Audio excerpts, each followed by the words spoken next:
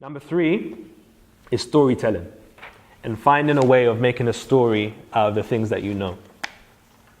So a lot of the times, many would say, I'm not a storyteller, because they're normally thinking about writing a novel. I'm not talking about writing a novel. We are storytelling creatures by default. So if I say, oh, how's your day been? I'm expecting a story. If someone says fine, I'm upset because you don't just give me one-word answers. I have to have a full-blown story. If someone says, you wouldn't guess what happened to me today, automatically you're expecting to hear a story. There's going to be a beginning, middle, and end, hopefully.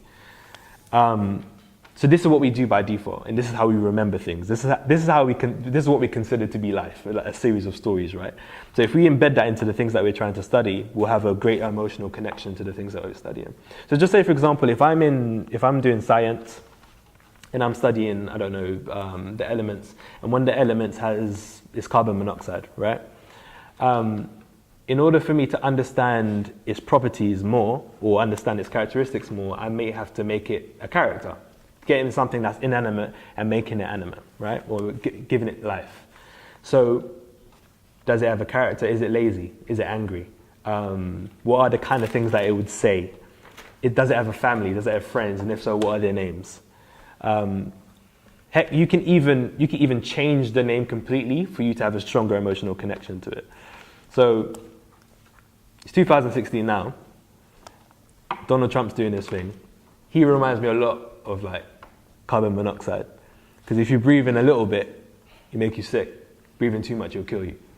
So whenever I'm studying carbon monoxide, I could easily change his name or change the name to Donald Trump. Mm-hmm. So I have a funny little thing in my head going on with that. Obviously, when I'm in the examination board, I can't be writing Donald Trump. It doesn't work like that.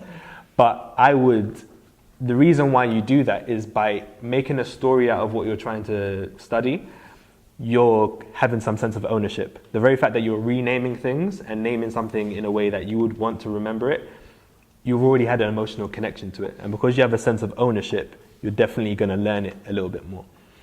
So that's storytelling. Whatever you're trying to learn, ask yourself, how can I try to make a story out of this? How can I make this more interesting for myself? So that's part 3.